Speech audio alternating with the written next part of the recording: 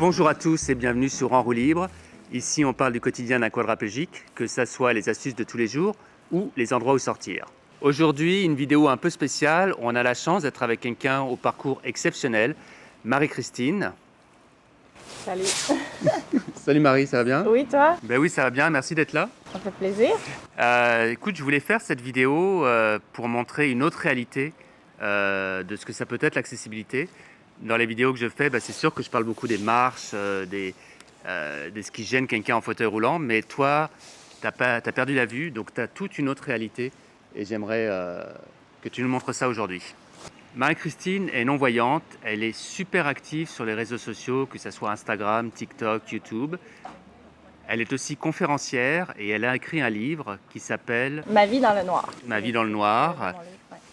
qui parle de son parcours en tant que personne non-voyante. C'est ça, hein? Oui, en fait, c'est une journée dans la peau d'une non-voyante. Donc, c'est ça, du lever au coucher, comment ça se passe au quotidien dans ma vie. Puis aussi, ça raconte comment j'en suis venue à perdre la vue. Ok. Est-ce que tu peux nous en dire plus? Comment est-ce que c'est arrivé, ça? Moi, je suis née avec un glaucome congénital. C'est de la pression dans le globe intraoculaire. Toute ma vie, je voyais bien. La maladie n'était pas un obstacle là, Ok. dans ma vie, mais c'est à l'âge de 28 ans, j'ai commencé à avoir des complications avec la pression dans mes yeux. Les médicaments ne répondaient plus, donc Ok. j'ai dû subir plusieurs chirurgies qui malheureusement ont plus détérioré ma vie Ok. que sauvé. Donc voilà, je me suis retrouvée à 30 ans Ok. Est-ce que non-voyante. c'était quelque chose que tu savais depuis le début que c'était un risque ou c'était vraiment très peu probable? Donc ça a été vraiment une surprise pour moi. Ok. Puis, C'est en même vraiment temps, pas quelque chose que tu aurais pu prévoir. non, puis même, Ok. est-ce qu'on peut prévoir ce Non. genre de choses-là? Je Non. sais pas comment ma vie aurait été si on m'avait dit « Ah oui, à 30 ans, tu vas être aveugle. » Je sais Ouais. pas. Je connais c'est une bonne ouais, question. je connais le feeling, ouais. Vous me connaissez, j'ai l'habitude de parler de l'accessibilité pour une personne en fauteuil, mais c'est la première fois que j'ai l'occasion d'échanger avec quelqu'un qui est non-voyant. Marie-Christine, c'est quoi la réalité de sortir de chez soi, de vivre un peu à l'extérieur quand on est non-voyant? En premier, c'est de pouvoir se retrouver, de ne pas se blesser, parce que quand on voit pas ce qui est devant nous, ça peut être très dangereux. Ouais. Donc, la difficulté, c'est vraiment de pouvoir bien, circuler à l'extérieur Est-ce qu'il y a en des ayant tous nos sens, les autres sens Ouais. restant bien plus développés, ouais. plus développés, plus éveillés. Est-ce qu'il y a des choses qui sont particulièrement, je pense aux surfaces à terre qui ont du relief dessus, est-ce que c'est des choses qui t'aident? Est-ce que Oui, c'est les plaques podotactiles, Ouais, ok. c'est sûr, ça, c'est très aidant pour les personnes non-voyantes et les feux sonores aussi. Parfois, Yes. Et est-ce parfois, que on entend ça. est-ce que c'est partout ou est-ce que c'est vraiment rare? Non. Tu vois, dans le livre, on a soulevé cet aspect-là. Là. On a vu que c'était... il y a 10 000 intersections, je crois, à Montréal. Puis Ok. Je pense qu'il y en a à peu près 200 feux sonores. Quelque chose comme ça. Je me souviens plus de la Ok. statistique exacte, mais D'accord. il n'y en a pas suffisamment, ça, c'est certain. Ok. Moi, un peu sur le même sujet, il y a beaucoup d'intersections où tu sais, appuies sur un bouton pour que la lumière soit pour les piétons. Ouais. Et en général, bien souvent, c'est dans des zones où le fauteuil ne passe pas. Donc du coup, Oui, ouais, je comprends. ils sont là, mais on ne peut pas les utiliser. Il faut attendre que quelqu'un passe à côté pour lui demander d'appuyer dessus. Ouais, je comprends que c'est ça. Mais en même temps, toi, t'as l'avantage de pouvoir regarder le Absolument. feu puis de savoir C'est quand ça, c'est le bon je moment pour me traverser. mets jamais en danger puisque je vois ce qui se passe. Exact. Au pire des cas, j'ai juste à attendre que quelqu'un soit là. Donc c'est sûr que c'est vraiment pas Ça comparable. fait une grande différence. Ça fait une immense Ouais. différence. Ça oui, fait une oui. différence dans la sécurité, je pense. Oui. Toi, je pense, mettons, on aurait à faire les pour et les contre de nos handicaps chacun. Je pense que toi, Absolument. il y a plus des frustrations. C'est frustrant, genre, mais jamais je me mets en danger. Exact. Contrairement à moi, Ouais. à tous les jours, comme n'importe qui, là, je veux dire, la vie est un risque, mais je veux dire, Non, mais je c'est suis pas plus comparable. propice à me faire happer par une voiture que toi, admettons. Est-ce que tu sais. ça t'est déjà arrivé? Oh non, mais ok. non, parce que j'ai fait de la réadaptation, puis aussi j'ai la conscience, là, je vais pas aller me foutre dans des endroits que je connais pas.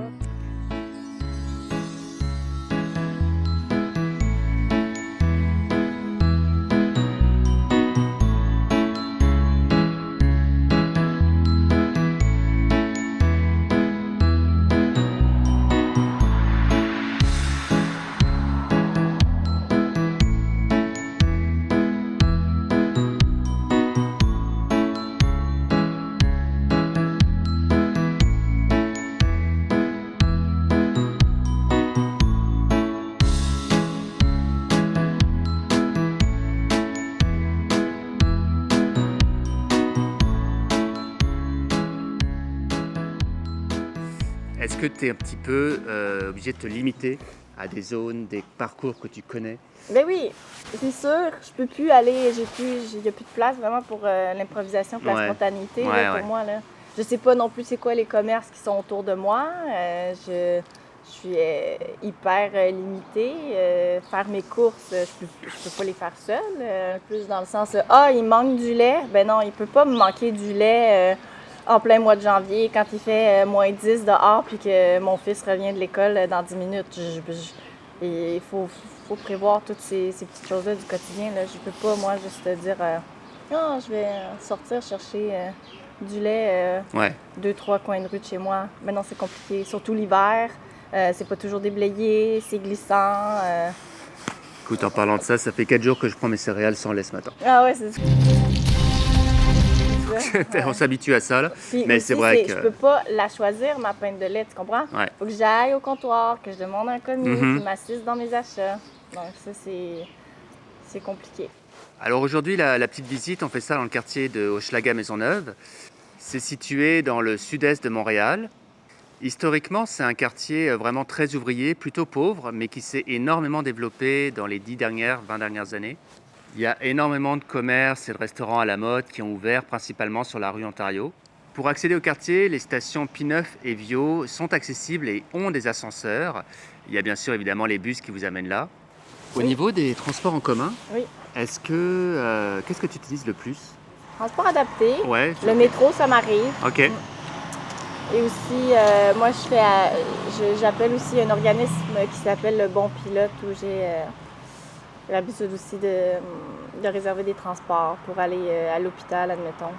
Pour les gens en fauteuil, les travaux, la neige, c'est vraiment des gros obstacles. Comment ça se passe pour quelqu'un qui est non-voyant? Ça limite beaucoup nos sorties, Ouais. puis la mobilité. Qu'est-ce qu'on peut faire? On peut juste s'adapter à la situation. La neige, on sort quand c'est déblayé. Ouais, c'est ça. Puis la construction, des fois, on peut être des mois et des mois à plus pouvoir emprunter le même trajet. Donc, Ouais. il faut se refaire des nouveaux trajets avec quelqu'un qui nous aide. C'est ça, à se faire des nouveaux repères, en fait. Ouais, la neige, c'est vraiment un immense problème aussi en fauteuil parce que J'imagine. tu peux être pris dedans pour un rien. Ouais, j'imagine.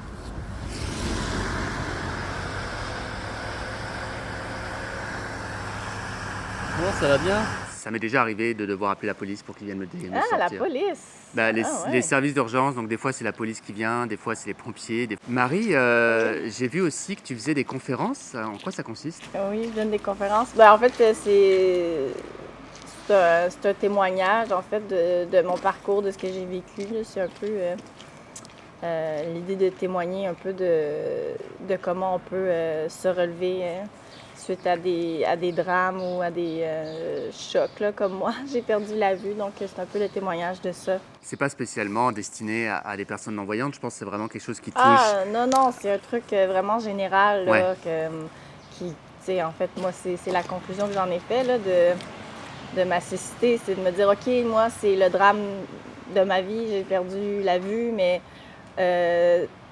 ça fait partie de la condition humaine, là. Tout le monde va avoir à relever des défis Oui. dans sa vie, donc je suis pas la seule, donc c'est juste pour peut-être dans l'optique d'essayer D'aider faire, un petit peu et... d'apporter un peu de conscience auprès des gens, de Ouais. dire de ne pas se décourager, puis, tu sais, tant que c'est pas fini, puis il faut persévérer, puis il y a toujours du bon qui ressort de chaque mauvaise situation, un truc du genre. C'est ce que j'essaie de me dire aussi. Oui, Il y a je toujours comprends. du bon qui sort de chaque Oui. situation. Et c'est vrai que des fois c'est un peu dur de faire le tri entre les problèmes qui viennent avec et le bon, mais oui, je pense qu'il y a du bon. C'est ça, mais il y aura toujours des problèmes, peu importe Puis ça, la ouais. condition qu'on a. Ça dépend de l'état d'esprit avec lequel on le prend, quoi. Exact. Ouais. J'espère que cette vidéo vous a plu et que vous avez appris quelque chose. Un immense merci à Marie de nous avoir accordé un petit peu de temps et partagé son témoignage. N'oubliez pas, on ne cherche pas la perfection, mais l'indépendance. Merci encore d'être resté jusqu'au bout. N'hésitez pas à vous abonner si ce n'est pas déjà fait. Et à la prochaine. Bye Marie. Merci.